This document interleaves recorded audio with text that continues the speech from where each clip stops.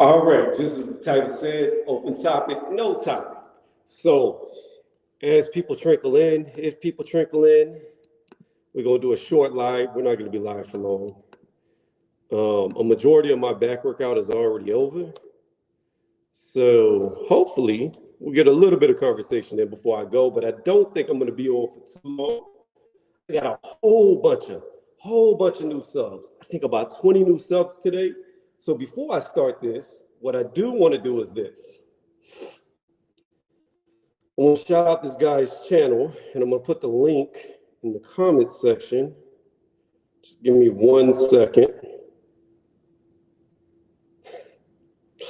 Ooh, the internet going crazy on Connor Ben. Give me 1 second to find this guy's channel so I can post it while I look this up real fast. Again, if you're just joining me, I'm looking for this guy's channel so I can link it. All right, let's jump over here. Again, I will start talking, but I want to link this guy's channel because he got me a good 20 subs today, which is awesome. So before I start this spur of the moment, wasn't going to do a live stream, but did a live stream. I really want to shout out this channel. Had a good conversation over there. So again, that's why I want to shout out this channel. So give me just a couple of seconds, and I'm going to link this channel in the chat, and then we'll get to talking about whatever y'all want to talk about. So let me hop over here. Ooh, camera quality is crap. Bow. All right, that right there is Ultra Tech. Never seen him before. It was my first time on his panel, but very good channel. Very good channel.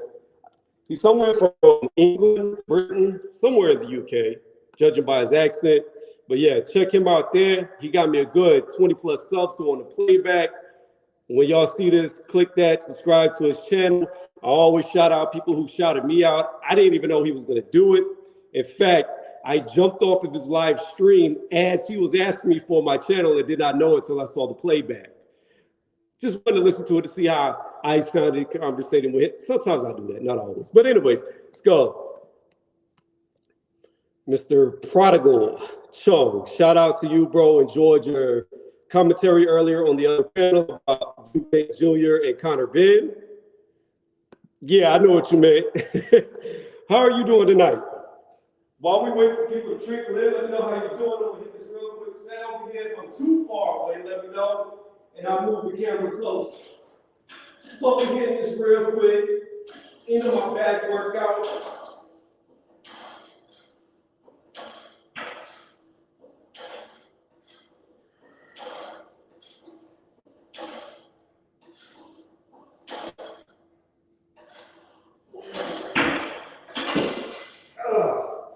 After I already did a whole back workout that wasn't on camera due to people being in here.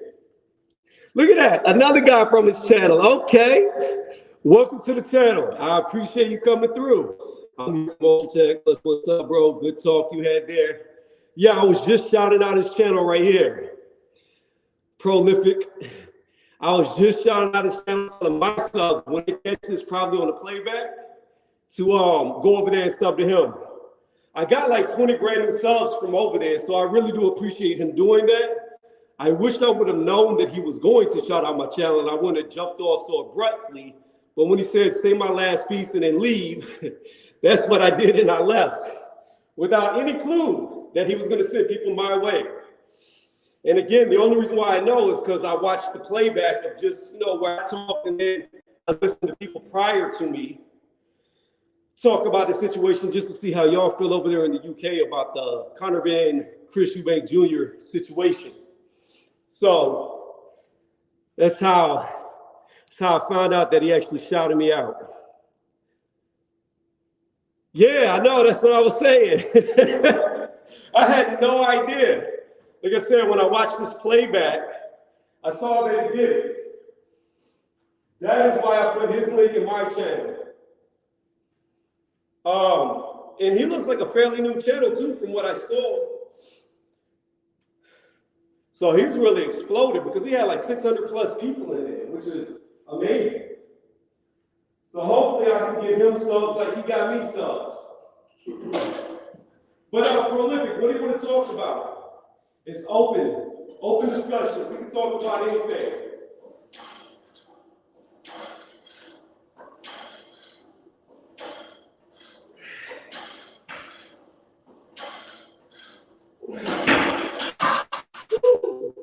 Just be going back and forth in between these weight sets. Normally I don't work out and do this, but yeah. Hopefully some of my people will come along and jump on. Like I said, this wasn't really scheduled or thought out. This was just a spur of the moment. I'm in the gym. Might as well go live. What's going on, Knockout? Hey, Knockout, hop on the panel. Hop on the panel, because we need to talk. Hop on. We're not going to go too deep. Go ahead and hop on the panel. Did I link it? I did. Click the link.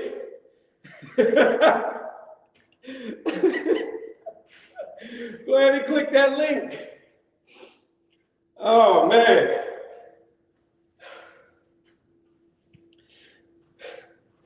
I'm waiting for Knockout to hop on. If he hops on, if he can. I don't know. He might be somewhere. There we go. What's going on, Knockout? How you doing? I'm chilling, bro. What's good with you? I ain't got much time because my show about to start, but you know, I'm here for a minute, man. How you doing, bro? I'm doing well. I'm ecstatic right now because you know this debate coming up on Thursday. I've already won. It's over. Yeah, bro. I'm hoping that the fight still go on, so I don't have to cancel it. So we'll see. No. Whether the fight goes on or not, the debate still goes on. I mean, I'm down with it. Shit, I'm hoping because I sent you an email. I'm hoping Cass will still pop up. He's saying he will, so we'll see. Yeah, we'll see. I sent the email. He said, my OG knockout, man.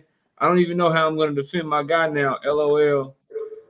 Yeah, it's a losing proposition. At least if the fight happened, at least he can try to argue for that third round. But I'm still down to have it. It just comes down, hopefully, and I know you down too. I got judges or whatever. I'm just gonna hopefully he'll still do it even if the fight don't happen. Hey. But we'll know early tomorrow because they filed an injunction and shit. Right. So we'll know because it's already about to be early in the morning in the UK. So by the time you and I wake up in the morning, we'll know if they fighting or not. Yeah, we will.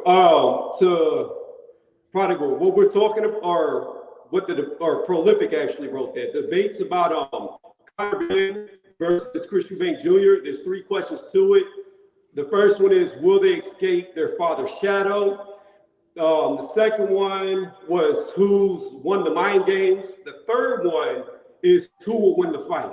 So those are the 3 questions. It's 3 10-minute rounds with a 5-minute rebuttal after each round. But yeah, I don't want him to run from it because we made this debate way before this unfolded. And hey, it's not my fault your guy got scared and had to do some extracurricular, allegedly. I just sent y'all both an email saying it's still on, so we'll see what happens.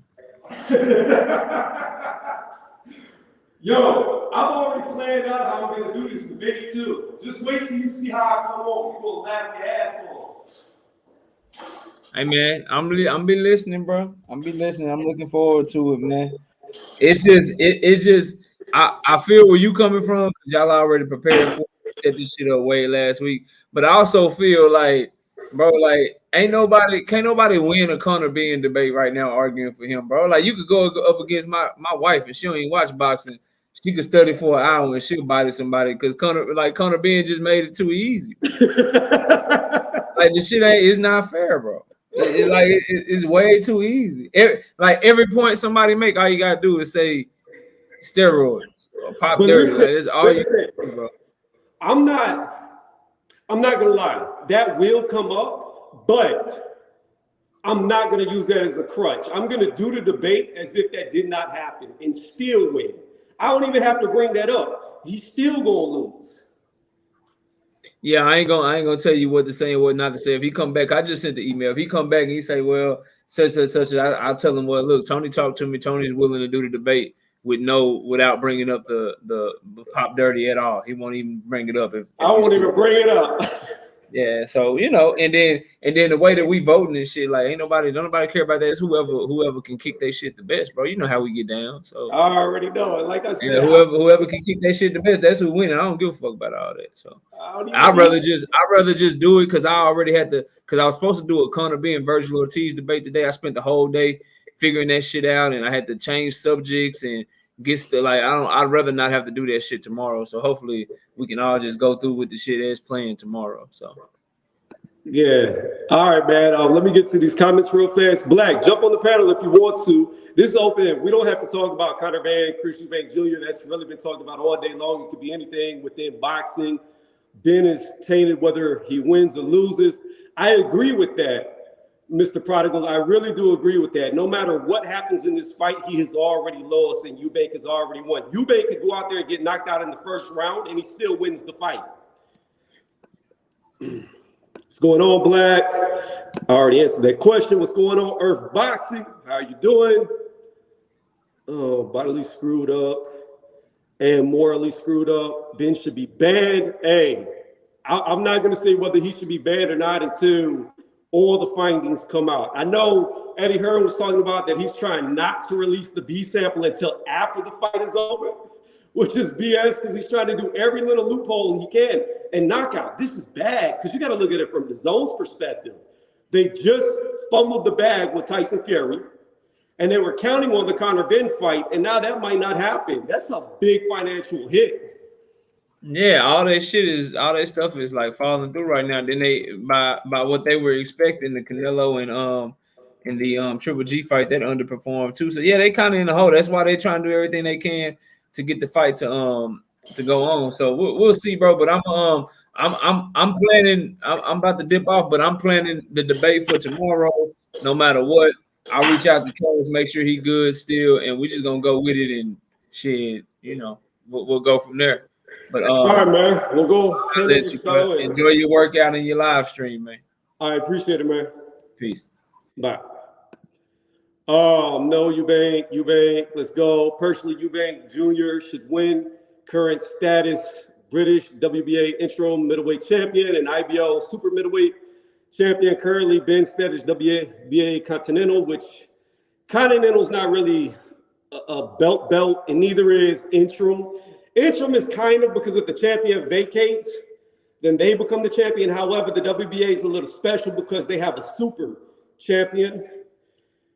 So that's unfortunate because I believe Lara is the regular WBA champion and he's about to fight Triple G, which is what they were talking about. Personally, I would rather see Triple G versus Eubank, but we'll have to see how that unfolds.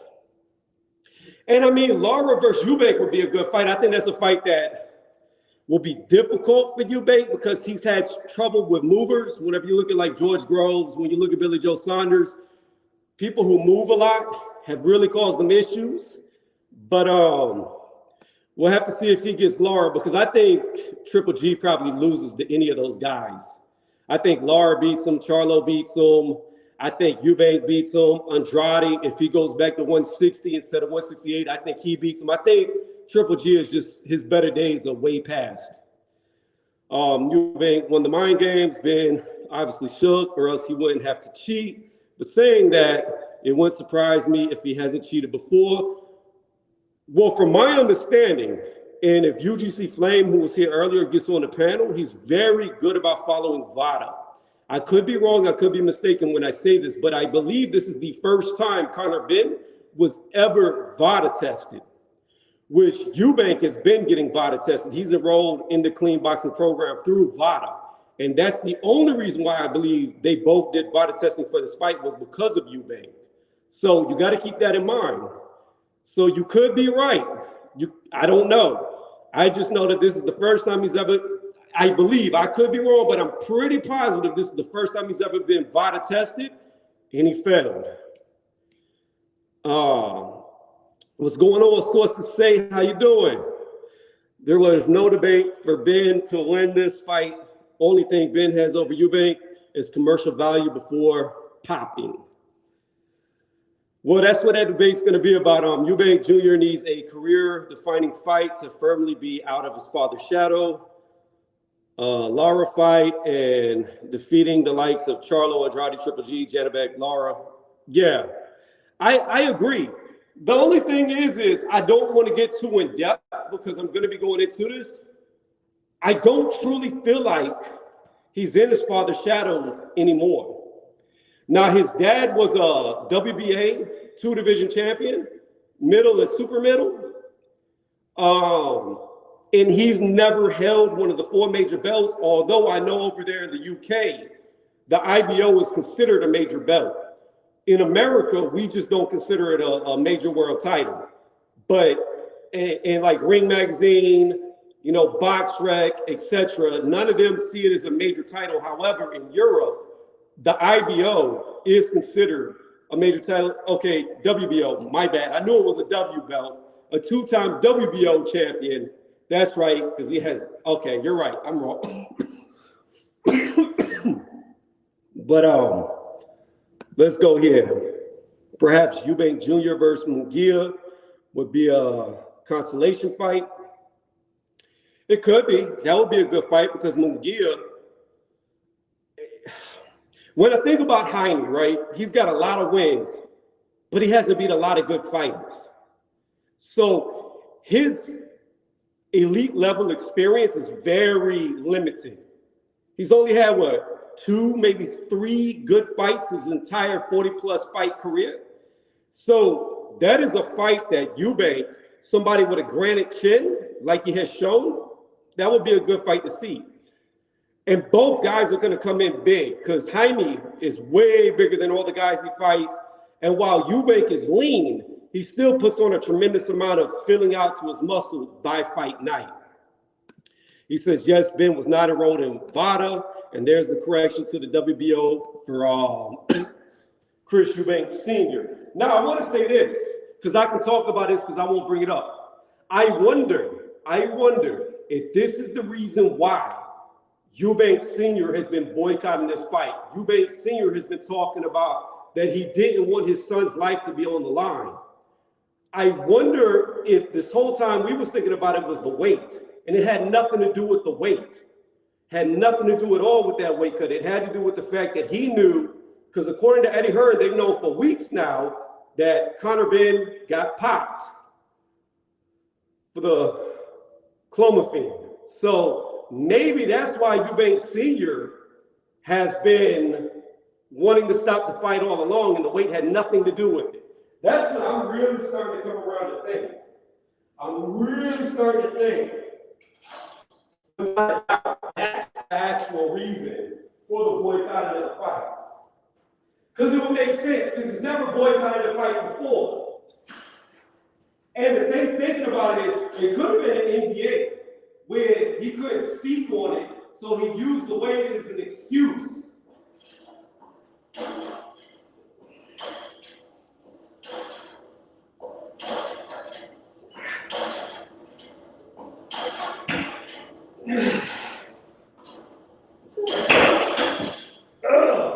All right, let's switch over. Okay, let's see what's new. He said, good call. Don't know where that narrative comes from that IBO is classified as a legit belt in the UK. I live here. IBO is literally like a European title over here.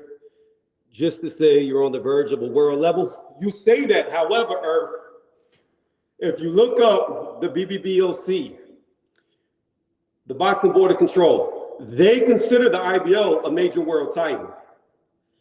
And from my understanding, that's the #1 sanctioning body in the UK. Now, you can correct me if I'm wrong because I don't live over there, but according to the BBBOC, it is a major world title.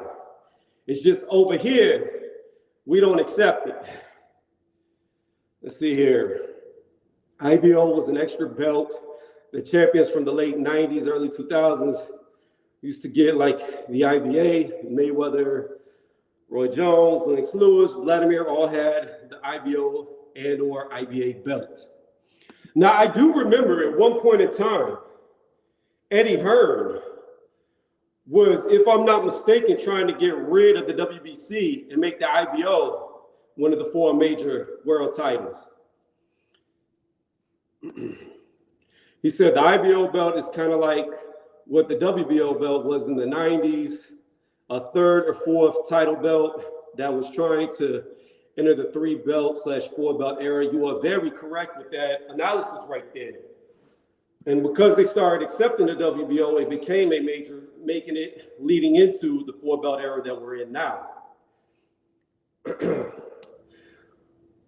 You're right, according to them, but boxing fans and don't classify it as a major world title. Yeah, I'm not saying that most boxing fans do, Earth, because you got to understand, most boxing fans don't even know what the IBO belt is. They don't even know what the IBA belt is, which Prodigal was mentioning.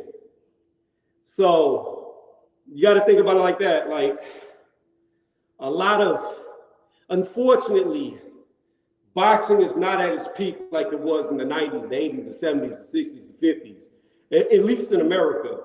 If you look globally, boxing is no longer a top 10 sport for the first time in its entire existence. It used to always be a top 10 global sport. And now if you look at the top 10 global sports, it falls behind sports like cricket, badminton. Badminton is more popular globally than boxing. That is insanity to me.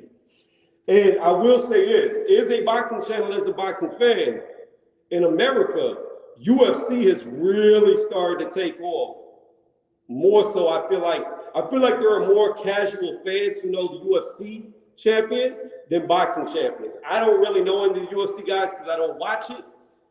I didn't grow up watching UFC, and I don't like the laying on top of people aspect to it. So I don't watch it a lot. I have nothing against it, but it just doesn't really excite me. And a lot of their guys at the top aren't that well conditioned. Like when you look at a guy like Ngannou, who was talking about fighting Tyson Fury, Ngannou gets tired in 3 rounds. In MMA, that's only 15 minutes of fighting. 15 minutes of fighting. So what is Ngannou going to do when he gets in there with Tyson Fury? And it's not a 15-minute fight, but a 36-minute fight. Like, that's 21 extra minutes. How is he going to survive 21 extra minutes of cardio if he's winning by 15? And then if you go all 5 rounds in the championship like they do, that's only 25 minutes of fighting. That's still 11 more minutes that he would have to survive whenever by the 5th round, he's damn near dead.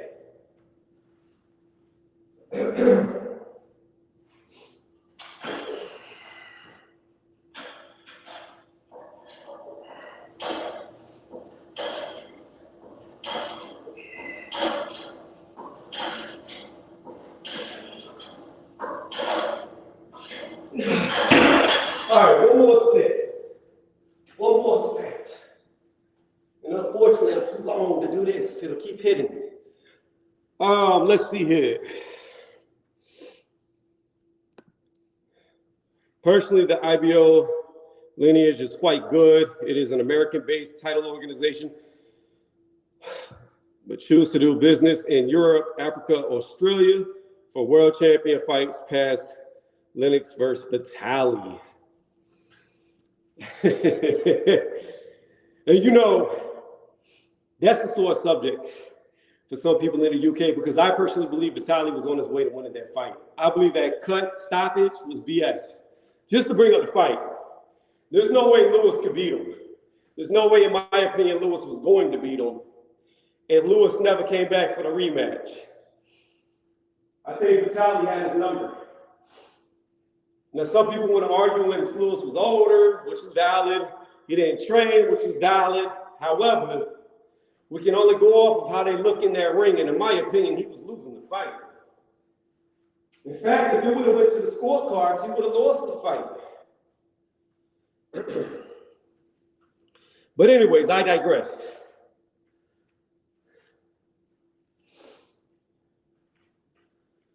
Don't forget, if y'all are just joining, well, I always forget to say this. So if you're watching in the background on the playback, hit the thumbs up. It really helps me out a lot on the algorithm. Also, if you enjoy the content and you haven't done it yet, subscribe to the channel. I try my best to interact with the chat as much as possible. And if I get people on the panel, conversate with them as well. My first time here. What's going on, David Kane? How you doing? Welcome for your first time. This is like a different format than what I would normally be doing. I'm normally not working out on camera while talking about boxing. So normally I sit in a chair and I have it pretty much scoped out to where I have other people join the panel. This time it was just spur of the moment. Let's do it. Let's talk about it. And here we are. You got anything you want to talk about, being that you're the newest player here today? Anything you want to talk about, bring it up. Let me hit this last set.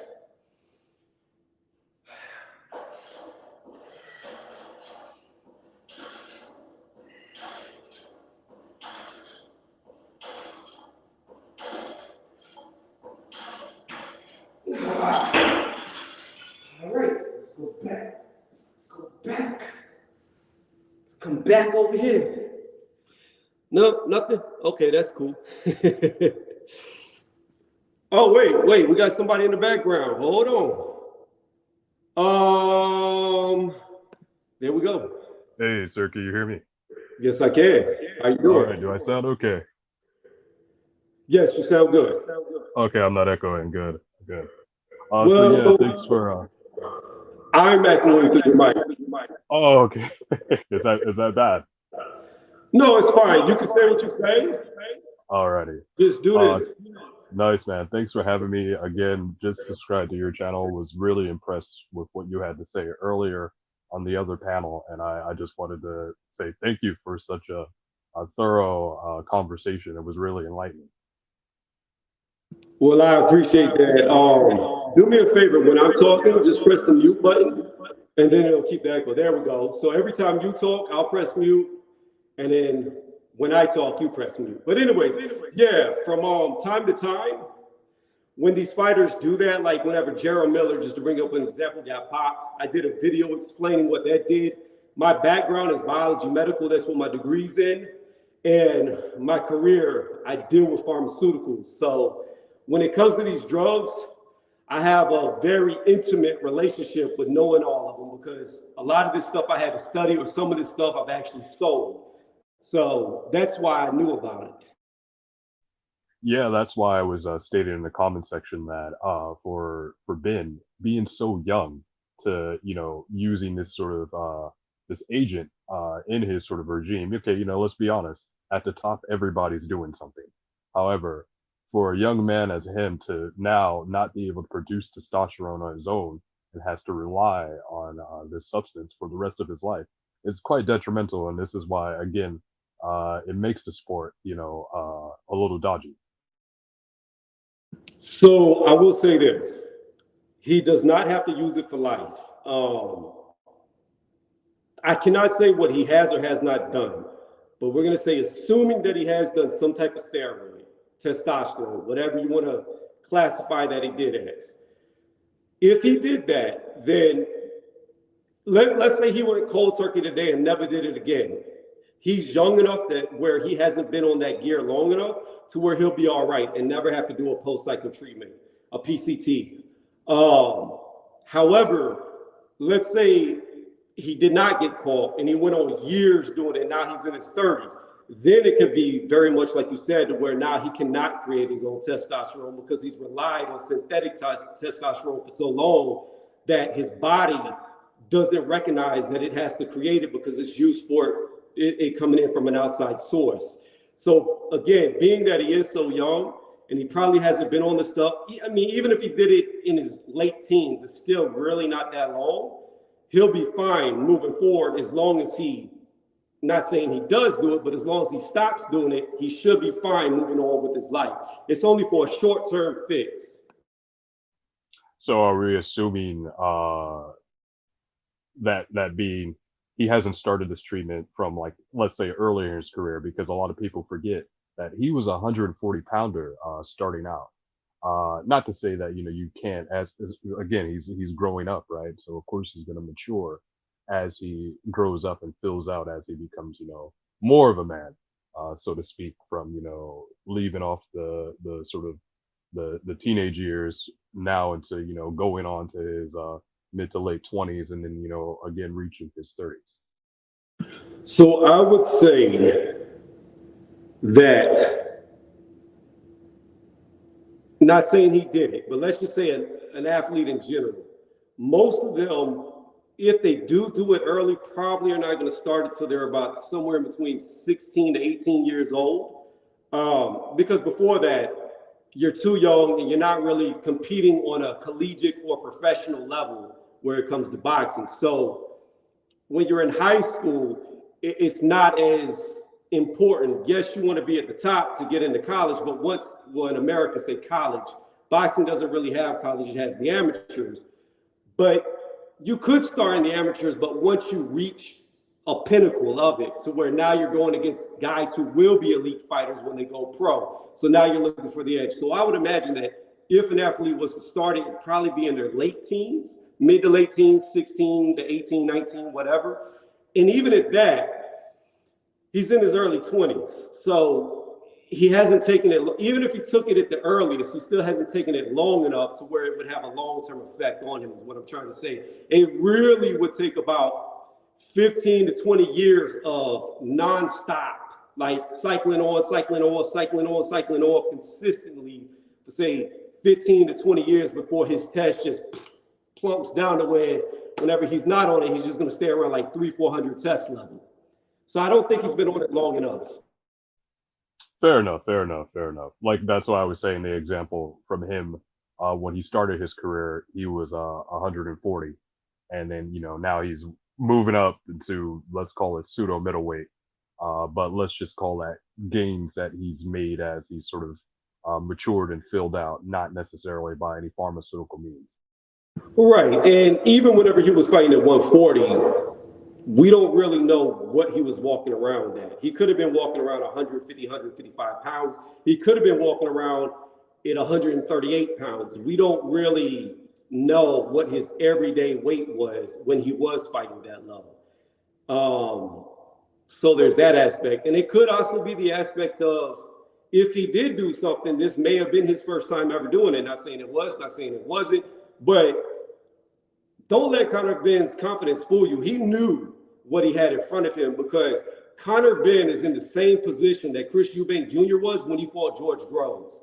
That's the type of step up for him where he's been fighting that Eubank is for him. So, maybe that pressure made him look for something extra to get the edge, especially going up. I don't know.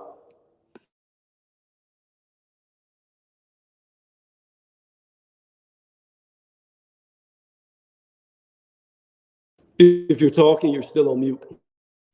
No, yeah, I got you. I thought you were just going to address, like there was a question that came up.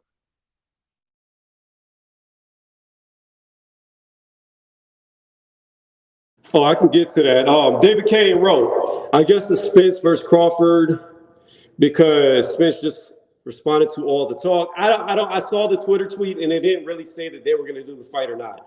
I know Keith Thurman has come out recently, who's also with the PBC, where Errol Spence Jr. is, and said that he was willing to fight Crawford.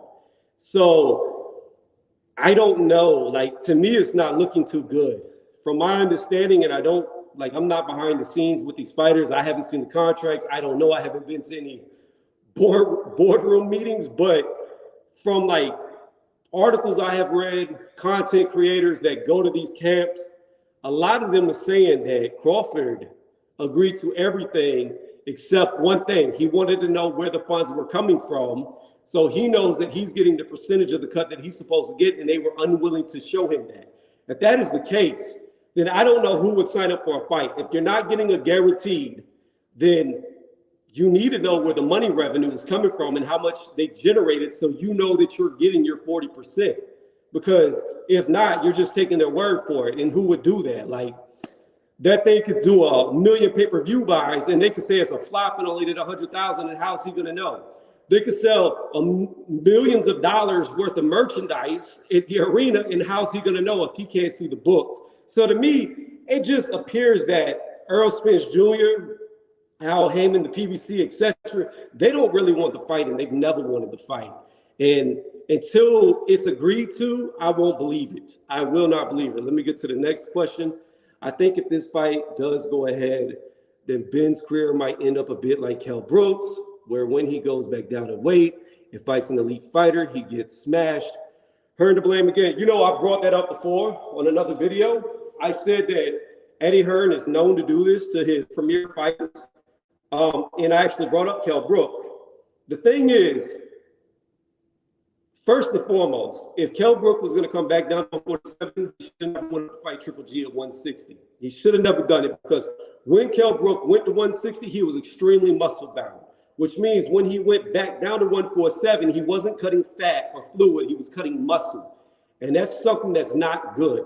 It's okay if you're cutting fluid, it's okay if you're cutting fat, but if you start cutting into the muscle and you're doing several pounds of muscle, you're not going to respond the same. Your body's going to be weak. You're going to gas like he did against Spence late, because early in that fight, he was doing good.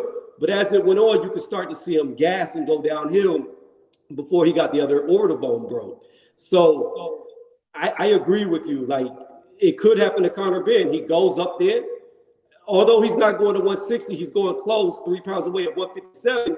He could try to go back down because he's bulked out a lot and his body just not responding the same, and it gets beat by one of the elites or one of the elite up-and-comers like Virgil Ortiz, Boots Ennis, Rashidi Ellis, who nobody talks about, who I personally think is the best, young welterweight. I really think Rashidi Ellis beats them all.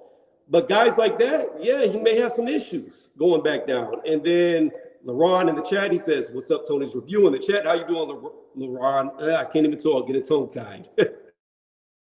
Yeah, no, most definitely. That is a major concern for Ben going back down to 147. Especially like I'm a huge Brook fan, and what was sad about seeing that is like he had the opportunity to be a two-weight world champ. Well, excuse me, not two-weight world champion, but a multiple belt holder, because they were trying to get the Vargas fight over the end, but for whatever reason that fell through, and then Eddie offered him the Triple G fight because of Eubank pulling out from that fight. Right, you're talking about Kell Brook? Yeah, But that is a fight Kell should have never been offered. That is a fight that if Eddie had that opportunity, he should have never gave to him.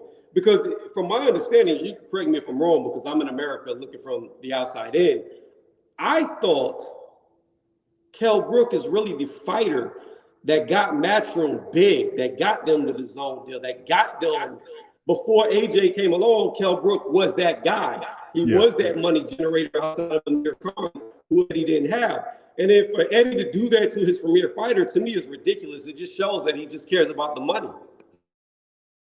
Yeah, it was definitely Kell Brook was the marquee fighter for his generation, so to speak, because it was always between him and Amir Khan in terms of like a UK rivalry that was like going back and forth of like, who was essentially the man in the UK. And then, of course, AJ came along and then he took over the mantle and kind of really got Matchroom in the zone, multi-million dollars. But, now Matchroom is on the decline. And, this is kind of Eddie's like proverbial last nail in the coffin, if something were to happen in the Eubank Ben fight.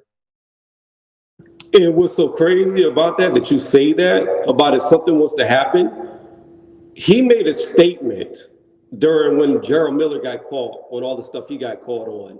That was something to the extent of, and I'm not quoting him verbatim, that people like him, like Gerald Miller, should be banned from the sport because they could kill somebody. Something to that extent. And exactly. Here he is having a fighter who did the same fucking thing, except now it's signed to him and he's okay with it. He's trying to find loopholes so it goes through. They're trying to juxtapose this with when kind of different circumstances. There was no like, potential cheating or whatever. But when Hay versus Chisora happened, they got a Luxembourg boxing license to sort of have the fight still go ahead and happen in, I think, Eddie's backyard. So they're looking at that kind of avenue because the British Boxing Board of Control, again, false stop, put this fight like as a no-go. So they're trying to work around, potentially getting this fight over the line with another organization sort of license. Right. And I mean, I guess he can. I don't know. I don't, like you said, unfortunately, I would say that VADA supposedly isn't accepted by the BBBOC. So if that be the case and they can't suspend Conor Benn, then I guess he could do that, like you said, doing the Chisora and the David Haye fight. I guess that is a possibility because at the end of the day, like you said, he's on the fringe of all that money being gone, like had big losses. The Triple G fight was a complete flop. And with Canelo, and I guess he can't afford to lose it. So at the end of the day, like Prolific just wrote, he'll do anything for a pound. Yeah, I mean, let's not forget the AJ meltdown as well. His stock tanked big time as well. So it's like you're going from loss after loss after loss, and then this fight, like I said, you know, what made Eddie Hearn special is because he had the Sky deal. Now that he does not have that deal anymore, and the zone is like, again, they're shilling out money because people forget, you know, AJ has stock in the zone as well. So many fighters have pockets in the zone, so when things fall through, they have to, give out all this excess amount of money, and they're bleeding money. Yeah. I didn't know that AJ had stock in the zone. That's news to me. As far as Kelvin says, though, he says Conor Benn passed UCAD, though. Well, here's the thing, Calvin. We don't know when UCAD started testing him, and we don't actually know what labs they ran on the blood or urine, whatever they took from him. So while they may not have found a finding for that substance, they may not have tested for it. It may not have been in the cycle of labs that they were testing for. There's that possibility. I don't know. This is all hypothetical. This is all alleged. We don't know what they were testing for or when the testing actually started between the two for the discrepancy. But I would imagine that if the BBBOC came out and said that they prohibit this fight, then there's something in the timelines where they don't match up. Because for Dillian White, he was fortunate enough to have two testings at the same time, testing for the same stuff. One came up clean, one did not. That's how he got out of it. However, somebody like Billy Joe Saunders, he could not get out of it because, he popped on one, then popped on the other. However, only one was looking for it, from my understanding. So, I mean, this is just looking like the Andrade Billy Joe Saunders all over again. So I don't know if they're actually going to have the fight or not. Let me go here to Calvin again. Calvin said Canelo versus Triple G did a $22 million gate. That ain't no flop. Well, you got to think about this, Calvin. How much did Canelo get paid? If Canelo got paid $30-40 million, well, 40 million, they're 18 million short from the gate. So they got to make that up in pay-per-view revenue. If the pay-per-view flopped, then it was a flop. They did not make a profit. They went negative. They went in the red. So while the gate may be high, Canelo's purse is extremely high. And I think Triple G was guaranteed a $10 million purse. I'm pretty sure it was like a 10 million flat purse for Triple G in the third fight.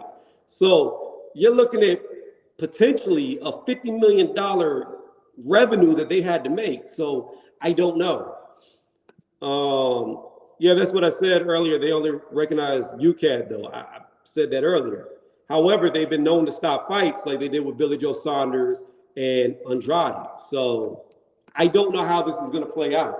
I really do not know. I just know that, Lord forbid, something happens to Chris Eubank Jr., it's going to look real bad. It's going to look real bad on the sport. How do you feel about that? I think what also, credits to Eubank Sr. because the man's going through it, of course. So maybe he knew something that we don't know. Throughout the fight, not necessarily saying from his son's perspective in terms of however he trained or however he prepared for the fight. However, you know, he thought this fight was so unfair for his son in that regard. And then now this, you know, popping up, he's having a field day, you know, with this. And then at the same time, you got to look at it from the perspective that he had a fight that damaged a man in the ring in Michael Watson. Nigel Benn had a fight that damaged a man in Gerald McKellen. And then Eubank Jr. himself had a fight that damaged a man in Nick Blackwell. So all that, you know, be that as it may, it's like, how can you, you know, kind of go through with this? Yeah, I mean, I agree with you. Like, there's been a lot of lifelong injuries around the name. So I can definitely see it. Like you said, and I think I referred to this earlier, that maybe his dad did know, like you said. I mean, we don't know, but that could be a possibility. I know one thing. Senior has never wanted to boycott any of the fights that his son's been involved in. I've never seen him removed from any of the fights that his son was involved in. Even whenever Roy Jones Jr. took over as a trainer, he was still involved with his son. And this is the first time I've ever seen him put his foot down and be like, I don't want to see it. I don't want it to happen. And I mean, like I said, you could very well be right that he knew something that we did not know that maybe now we do know. So you could be dead on the mark right there. He just fell off. Let's see. I don't know what happened. Maybe he'll be back. Outside of Chris Eubank Jr., before I end this live stream, because this was meant to be really short and we're already at 46 minutes and I have nothing left to do in here. Is there anything else y'all want to bring up before I go? And again, thank you to all the new subs who did join, like Prodigal who just got on. Said Senior never wanted to fight in the first place. I mean, Back again. Sorry about that. No, that's okay. Welcome back. Outside of this, do you want to touch on anything else before I go? Because I'm about to close down the stream here very soon.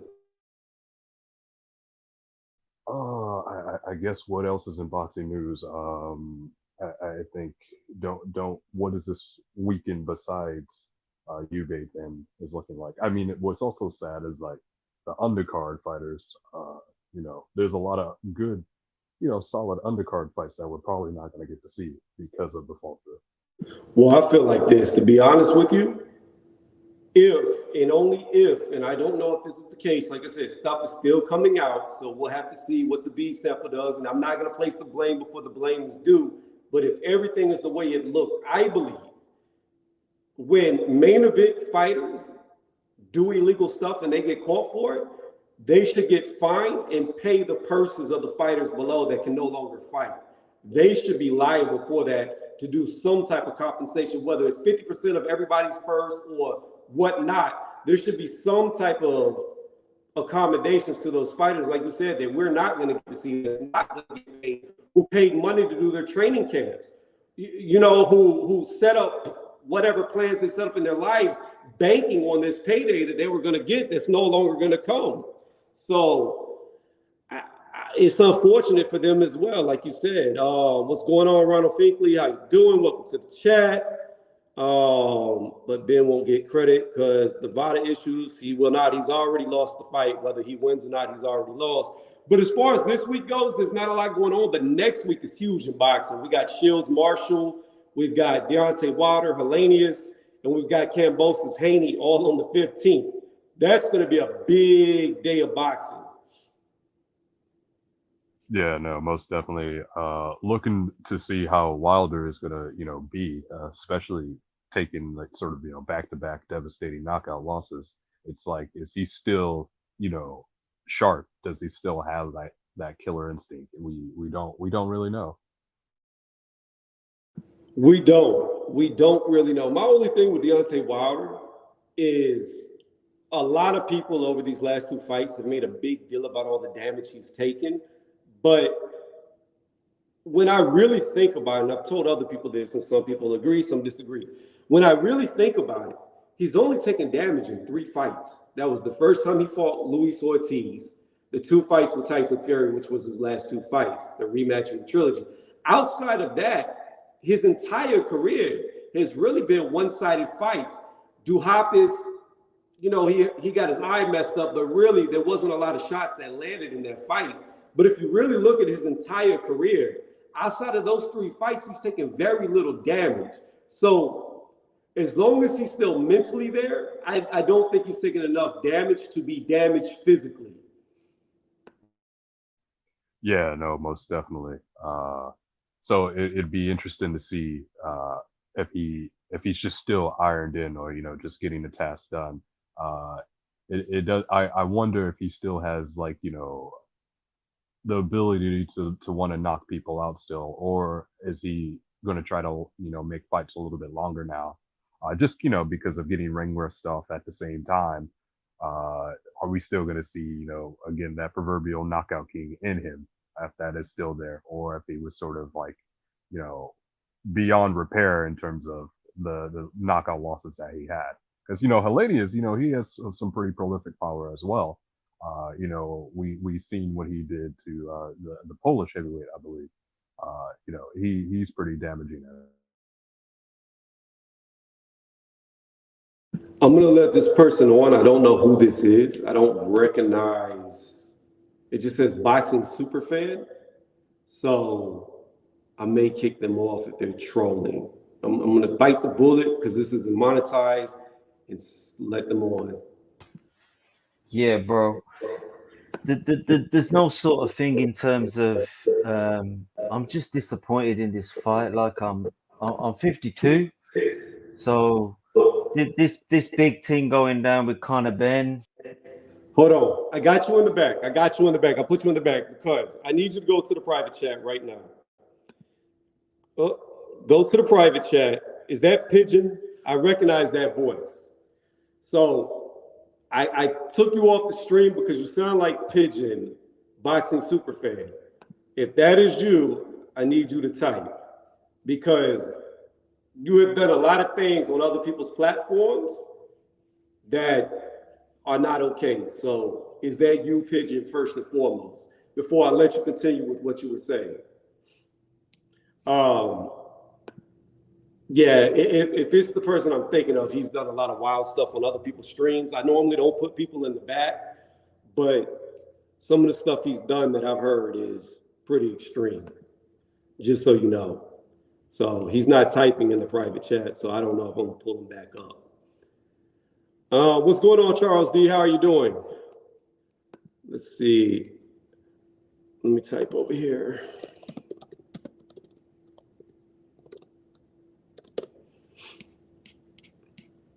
But yeah, I do agree with you. We are definitely going to see if Deontay Wilder is per se shell shocked, if he's very hesitant to throw punches. The one thing that I don't think anybody is taking into account is Helenius used to be Deontay Wilder's training partner, and being that he's his sparring partner, that means Helenius has felt the power multiple times. So fighting's a weird thing. The human body is very weird. Like, let's say you've never been to a boxing gym before and somebody hits you in the stomach. It's going to hurt really bad. But if you get hit in the stomach 100, 200, 300, 400, 500 times, 1,000 times, that punch no longer feels the same. It doesn't hurt the way that it did the first time you got hit in the stomach. So it could be a thing to where Helenius is going to be a lot more durable than what people give him credit for because he's already felt the power. He already knows what he's going to get hit with, and it's not going to be a shock to his system. It's going to be like a normal day at work. So there's that intangible as well that I don't think a lot of people are taking into account.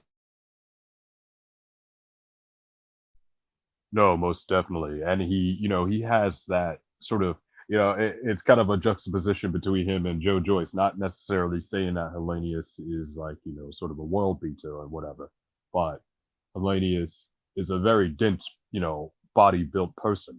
And, with that comes, a very heavy hands. And like we see that, like I said, when he, knocked that Polish guy out over. Yeah, Kalnacki. Because of him just being so dense. Yeah, his name's Kalnacki. I call him Old Naki on my channel because his nickname is the Babyface, but he looks like he's 50 years old. In my opinion, he's shaped like a 50-year-old. So I call him Old Naki, but that's the guy he knocked out. I'm going to let Pigeon back on, and this is going to be his one opportunity to not troll. Yeah, man. It's great to see you all. I'm just so disappointed. I've just been out in the casino. I've been having a good night out. I've just been chilling out, bro. I'm just so disappointed that this fight's not happening. I wanted to see that fight. What's this guy been juicing on, bro? Has he been on them steroids that he would have been fighting Usyk or some shit like that? I don't understand what's going on. I got no understanding of this.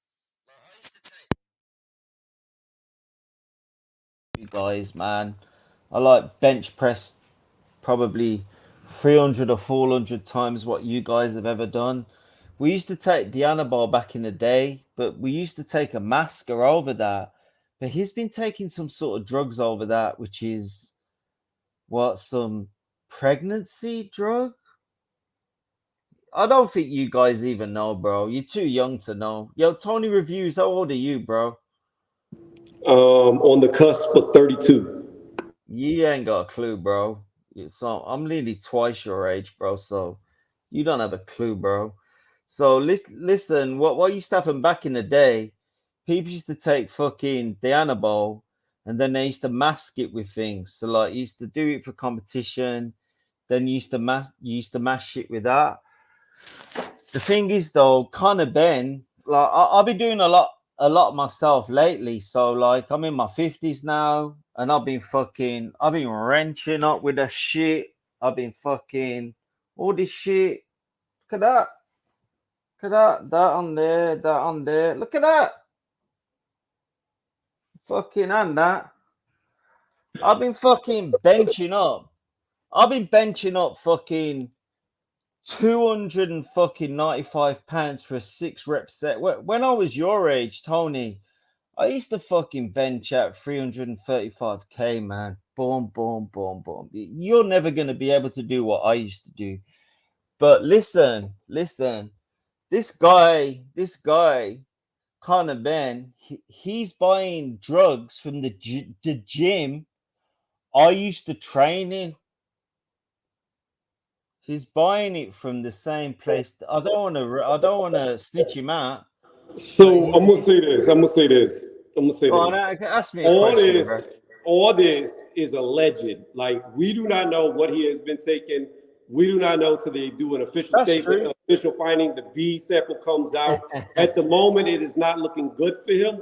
But I'm not gonna say he's taking this steroid, that steroid, this, that, or that until he has been found to have done it. Like, we have nothing to say he did all that. The only thing we know right now is what he was caught for, and we're still waiting to see what the B sample actually says. So until that comes out, then I'm not ready to point the finger at him and be like, you know, you should be kicked out of boxing, you should be banned. I think everybody deserves their day in court to plead their case, and I think everybody deserves the benefit of the doubt until all doubt is taken away. So at this moment, it's unfortunate. I'm personally not going to place the blame. I know what the substance he got caught on is used for.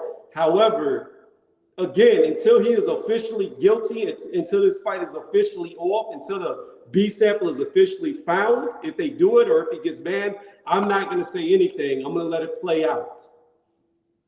Yeah, we'll see what happens then, innit? Get the fuck out of here, bitch. What the fuck? See, that's what I'm talking about. They got trolled so hard. That's terrible, man. I was about to say, let's have a little bit of parliamentary procedure now. Yeah, but you know, I look at it like this. That's why he won't be back on here.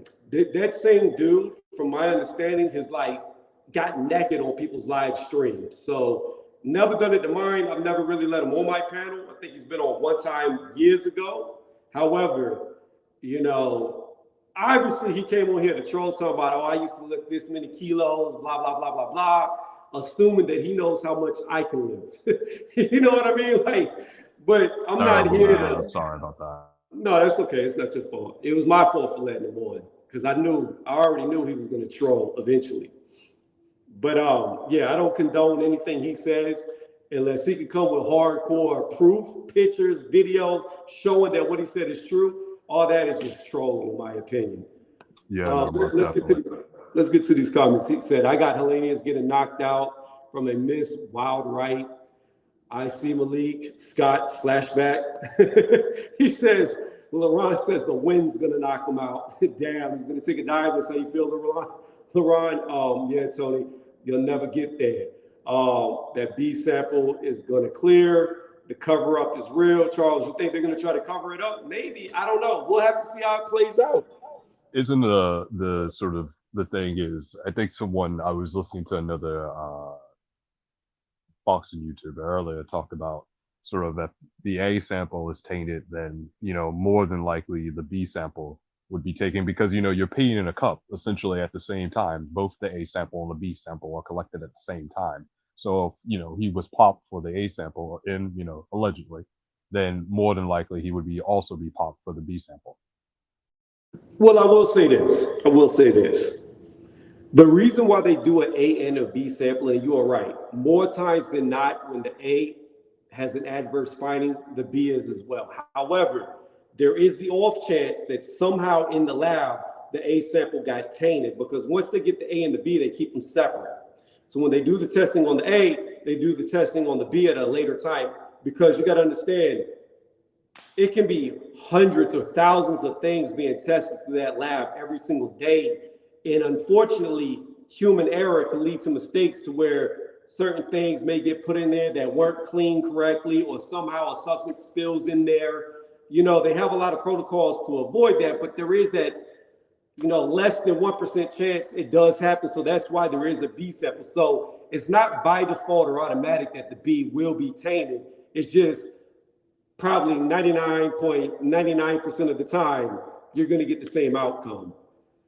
And I would more imagine to say that it's probably going to be the same outcome, being that Eddie Hearn is trying, from what I understand, how the interviews sound, delay the B sample, because he was asked about it on the interview, and then he didn't really want to test it, so to say. In an ideal scenario, if I was, in Eubank Jr.'s case, again, he should get fair shake. If it does prove true, that Ben has done what it's been sort of put out that he may allegedly have done. All everything should go to Eubank's sort of side in terms of let's get rid of the rehydration clause. Let's have this at 160. And then, if he still wants to have his father involved, let's just delay the fight.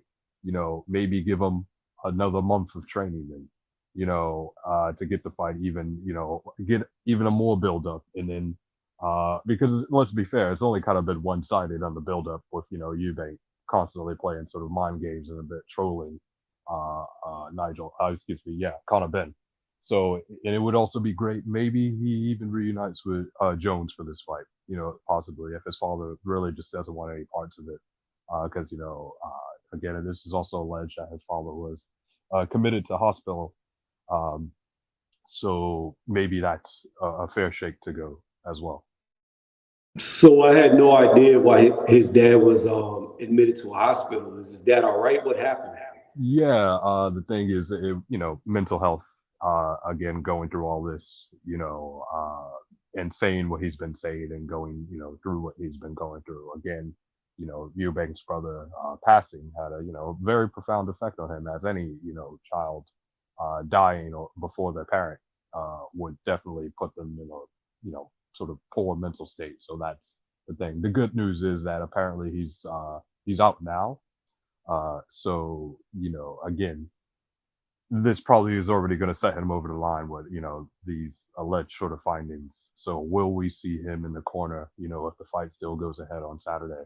Not quite sure. But again, I would say in an ideal scenario, Eubank needs to get the fair shake in terms of getting rid of the rehydration clause, letting the man come in, pretty much at 160, and then let him rehydrate to whatever. And then, maybe forfeiting some fines, because the thing was, he was the one who had to pay fines if he had to come in overweight, or if he would have come in overweight or what have you. So, roles kind of reverse, if it's, again, this is all alleged, but again, that's an option.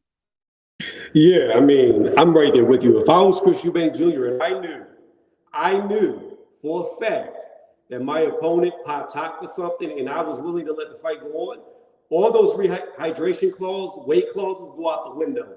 I would come in my normal weight at 159, 160 pounds where he weighs in, and I'd weigh whatever I weighed by fight night. And if Ben's side, or in this case, my opponent's, hypothetically speaking, side, canceled the fight, then that would be even a worse look on the side who already tried to get an advantage. Like, there's no point in him adhering to anything that he agreed to anymore. Because if they canceled the fight on their side after he was willing to go through the fight with the adverse fighting, to me, that's a really bad look on their side. Yeah, no, most definitely. Hell, I mean, I think I heard that Ben was 170 on fight night in the Granados fight. So, you know, if that's the case, it might as well come in as a super middleweight. You know, I mean, that's where he typically weighs in anyway when he's on fight night. So, you know, hey. You know, here's what I wanted to. If Ben came in at 170, being that we don't know how much Chris Eubank is allowed to weigh fight night, but we know there is a clause saying that he cannot go over a certain amount. They just haven't released it. I know at the weigh-in, he's only allowed to be 158.5. So if it's a pound and a half over the weight, they could cancel the fight before all of this happened. However, we don't know the rehydration. So what I wonder is, does Ben have to adhere to the same rehydration clause, or can he come in 170 while Eubank stays stifled at only 160, 161 pounds? I don't know. So I think what has been sort of alleged by that rehydration is he can't be more than 5 pounds, like, in the morning, and then he can be another 5 pounds, like, on fight night itself. And I don't think the ruling is in favor of sort of Ben's side. Like, he can come in essentially, you know, whatever, because he's just coming up in weight, so he can just be whatever.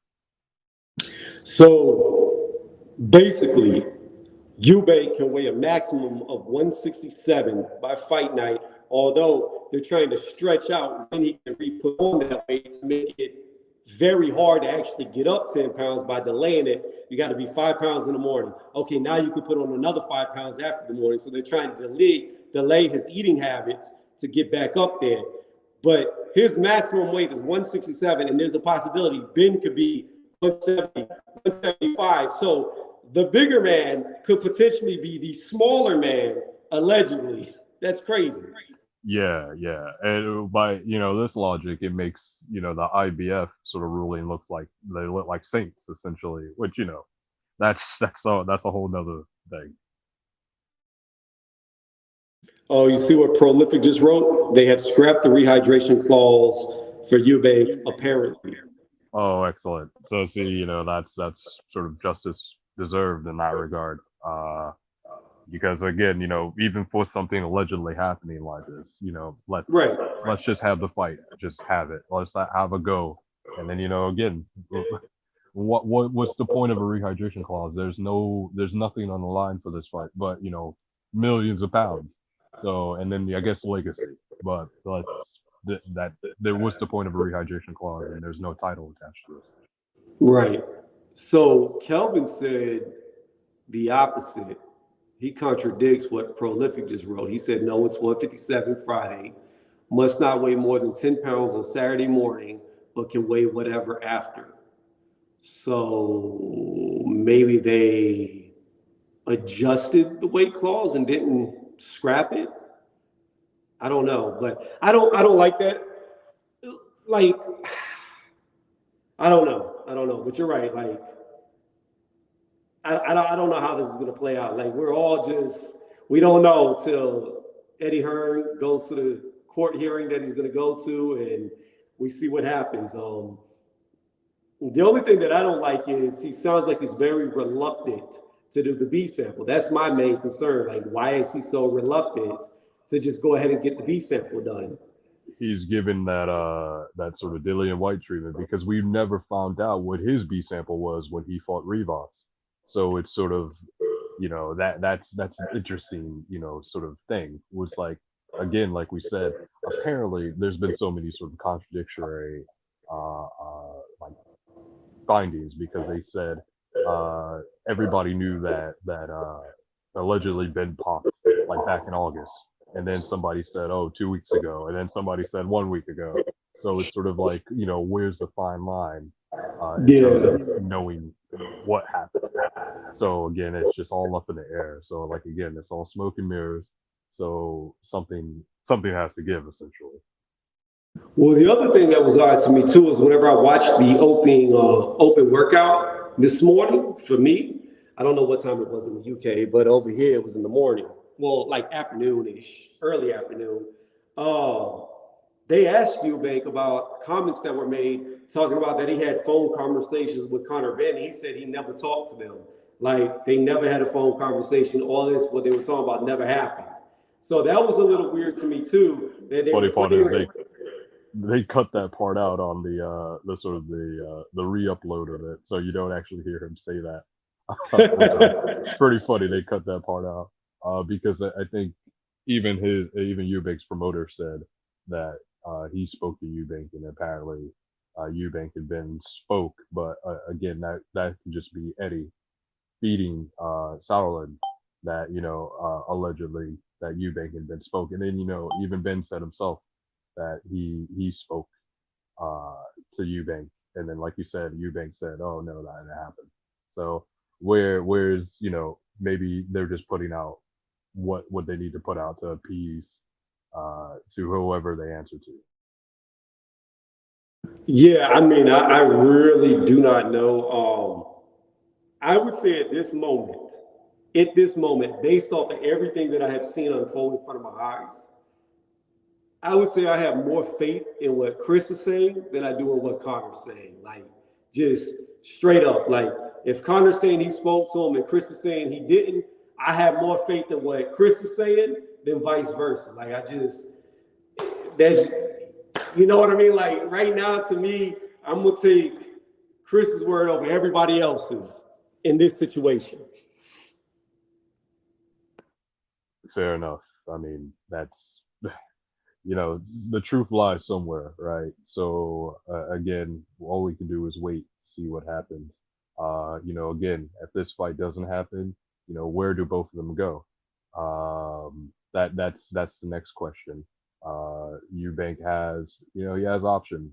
They're not going to be as sort of monetarily, appeasing, but he has options because again, funny enough, is it fair to call him a veteran at this point?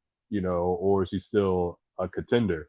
Because he's just still on the cusp of that, gutted over the line and winning a world title, and whereas Ben, is a prospect, going into contendership. So it's like, where's the line? Personally, I would have loved to see Ben and Evanesian go at it, and then Eubank again, he has the options of fighting a Liam Smith, a Munguia, potentially Andrade, and then Lara Indoor, Triple G. Yeah, I would have to call him a veteran at this point, only because while he's never had a one of the 4 major belt world titles, he has attempted to win them twice in 2 championship fights. So being that he fought Billy Joe Saunders for a belt, and before that, George. No, that was just for British WBO. Excuse me. It was the British European title. And then the WBO international title or something like that. So okay, it wasn't an actual world title. George Groves was definitely for a major title. Yeah, George Grove was for the WBA Super Duper. Yeah. Comes with a cape on it. Yeah, but in both those fights, it came short. Now, here's one thing I do want to say, because this is all alleged. Well, what I'm going to say is not alleged, and I'm not saying that this fighter was doing anything he shouldn't have been doing, but he was later caught for doing something he shouldn't have been doing. Here it is. Chris Eubank Jr. is in the midst of possibly fighting a guy who failed a PED test, and then he took a loss from a guy who a few years later, Billy Joe Saunders, failed a PED test. So I don't know. Like, I understand that he's very confident and he feels like he could win the fight. But when you really think about it, and I'm not saying Billy Joe Saunders was dirty when he fought Chris Eubank. I'm not saying that at all. I'm just saying later on in his career, he was dirty, got caught being dirty. I don't know. It's just not like, it's just a lot of intangibles around this that I just, if I was in his corner like his dad, I would be saying, we're not taking this fight. Like, there's no point. Like, you get in here against a guy who has potentially been on some type of gear and you lose. Well, now you might lose an attempt at a world title because you get beat by a welterweight moving up, you drop in the rankings, like you plummet. He actually has, he's no longer number one in the WBA. Mick Zarafa is now the WBA number one mandatory to whoever wins between Lara and Triple G. So that right there is kind of shocking. You know, the WBA rankings, they're like crazy. So we don't really know what happens. But again, he still maintains, I think, number 3 in the WBO, and I think either number 2 or number 3 in the WBC. But that's what I'm saying. It would be horrible to lose all that ranking to a guy that potentially took illegal substance to get the edge. So you're losing to a guy who has an edge, and then you lose your contention for a title. Like, again, if I was in this corner, I would be like, look, we're here to protect you from yourself. You're a fighter. You're going to want to fight, and you're going to feel like you're going to win at the end of the day. But it's not the smart move. Like, I'd be just like his dad, like, pull them out. No, most definitely. And then again, it's a lose-lose for him. Like, you know, again, you lose to the smaller man. As he said it himself, you know, I'm probably going to have to retire because no one's going to take him seriously ever again. Because then this will be the 3rd time that he's bottled a big fight. You know, you bottled it against Billy Joe. You bottled it against George Groves. And now if you bottle it against Conor, no one's going to ever take you serious again. Yeah, he'll be considered a domestic level fighter in the UK, and that's all he ever was. Like, if he loses to Ben, every premier name from the UK that he's come across, he's lost to. Like you said, lost to Groves, lost to Saunders, and now he loses to Ben. He'll just be a domestic level fighter. So, like, if his dream was to be a world champion, that dies. Like, you've proven that you're domestic at best. Or I'll give him a little bit more credence. I would probably even say maybe European level. You know, maybe European, because he's beaten some pretty good sort of European level operators or, you know, former world champions. But again, let's say they were past their best. Yeah, well, he beat Yildirim when Yildirim was undefeated, so that's a good win. Knocked him out. He does have good European wins, but again, it's not a good look when you keep losing to the elites of your country. It's just, especially a country that's so small. Like, England is smaller than a lot of our states in America. Like, that's not a good look. And to answer this question by Kelvin, I'm picking Chris Eubank Jr. to win this fight. I think he's too experienced. I think he's too strong, chin too good, and I think he's too smart for Conor Benn. I think Conor Benn only fights one way. He's only going to fight one way, and he's going to get pieced up. He's going to get picked apart if the fight goes forward.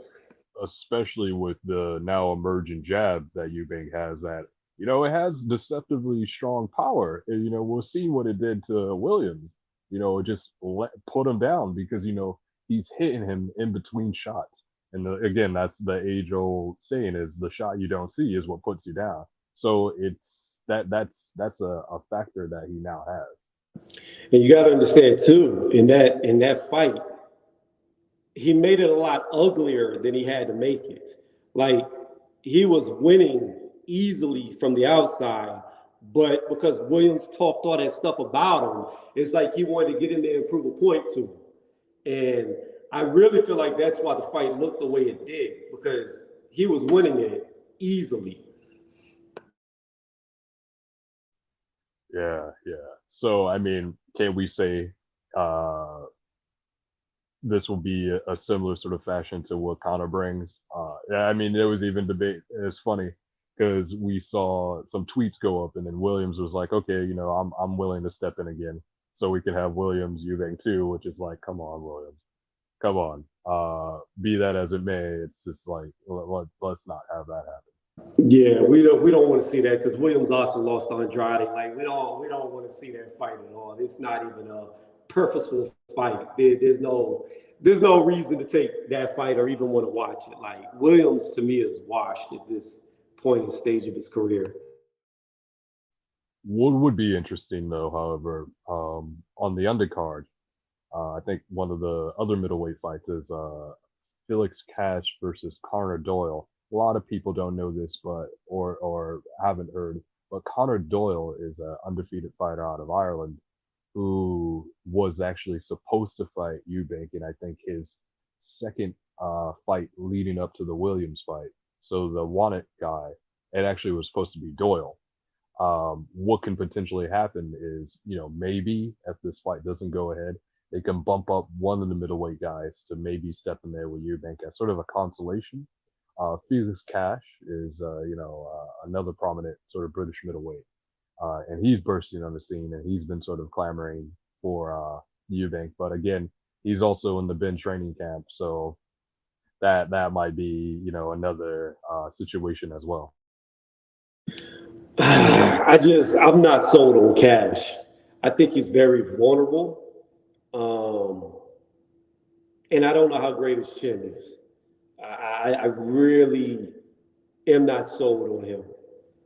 The main thing that Cash has really had over people is his height and reach. But again, I don't know if that chin can hold up. Like, I know I've said multiple times that Triple G will lose to all the elites, but I think Triple G could knock him out. I think Charlo would probably knock him out. Jaime Munguia, I think, would overwhelm him. Like, I'm not sold on Cash. I know a lot of people like him, but like looking at the limited fights, his more recent fights that I've seen, I think he's very, very vulnerable, and I don't think he's going to be able to take the damage. The Russian fighter he fought is a non-puncher, but a very skilled, amateur, former amateur who did, a wonderful in that fight, and put Cash down, multiple times, and Cash, really got through that fight by the skin of his teeth because he really should have took an L there, but again, hometown advantage in that regard, so to speak, but again. That's in terms of trying to save the card, what other options can they go for? Yeah, I think what Prolific said is that won't happen if the main event doesn't happen. The show is canceled, and I believe Eddie Hearn said that as well. Yeah. So he did say that. I don't think it's going to be one of them cases where the show must go on. I think if they can't find a workaround, they will cancel it altogether. But again, the thing about it is if Ben doesn't get suspended, then could they just make the fight again in a week, in 2 weeks, in a month? Like, there's nothing stopping them from redoing the fight at a later date. And it could be a sooner than later date at that. So, again, I don't know. This whole thing's a mess. You normally don't see stuff like this happen days before a fight. It's normally you find out about it weeks before the fight happens and it's canceled. Or you find out that they pop top for something after the fights. This is one of the few times where right before a fight, it's announced and brought out. And clearly, if they knew for weeks, somebody leaked it to the media because they didn't want the fight to happen. Well, yeah, that the other half of that is, if the British Boxing Board of Control knew about this, in advance, why did it take so long for them to say something? And then to that token of what you just said, it maybe got leaked out, so the sort of emphasis is put on them to say something because now it's like you look bad if you don't say anything. Right. Yeah, you're exactly correct. They look bad. Like they were fine if nobody knew because ignorance is bliss. But now that people know, now they're really liable if an injury was to occur to either fighter. Because again, I'm not saying Ben was on anything, and I'm not saying he wasn't on anything, but what if he goes in there and has a heart attack or some shit like that? that's going to be a bad look as well. Like everybody's so focused on maybe Eubank getting hurt, but something physically could go wrong with Ben as well. That's what I'm saying. The opposite could be true because, again, like I said, we remember what he did to Blackwell. Eubank is a very, powerful fighter. He may not have knockout power in regards to just putting people down, full stop. But he's one of those guys who, he builds up on you, and you have sustained sort of concussive damage, and that in itself is like, sad to say. That's kind of what took Muhammad Ali away from us in his later years because of that sort of sustained punishment. So that really weighs in an effect on you, especially allegedly now you have been allegedly again using PEDs. We don't know what kind of toll that has taken on his body, of building up, and then now you're going into a fight and sustaining more concussive damage. Yeah, I agree with you 1,000%. But I think on that note, I'm going to close out the stream. We stayed like 30, 40 minutes later than I wanted to because this is a good conversation. I do appreciate you subbing to the channel and jumping on the panel for the first time you ever came to my channel. Thank you, sir. I appreciate it. I enjoy your content, and I look forward to more panel discussions and moving forward with your channel. Peace and blessings to you, sir. All right, back at you, and you're welcome anytime you want to jump on. Have a good night. And to everybody else in the chat that came, and Knockout who jumped on the panel as well, I appreciate all y'all's support, continued support. I really do appreciate it. Y'all have no idea how much I appreciate this. And let me see if I can still see it. I cannot still see it. I want to do one more thing before I go. I am going to leak. I said leak as if we're still talking about Ben. I'm going to link a channel in the description below. This guy's name is Ultratech. He shouted out my channel today. I got a good 20 subs from him. So I want you guys, if you can and have not done yet and are not already subbed to him, I would like for y'all to go over there and sub to his channel because he had, it was actually my first time ever hearing him speak on it. I just happened to see the topic, clicked on it, saw that he dropped the StreamYard, hopped on it just to talk about this supposed PED that Ben was caught on just because I know about it. And I just wanted to give clarification because there was so much misinformation on it. Had a real good conversation. Like I said, I did his playback. Really liked his content. So y'all should check this guy out right here. Again, his name is Ultratech. So click on his channel. And one more time before I beat a dead horse and say this, subscribe to him as well. Because if you like my content, you'll more than likely like his. He's from the UK, so that's a different perspective as well. Y'all have a good night.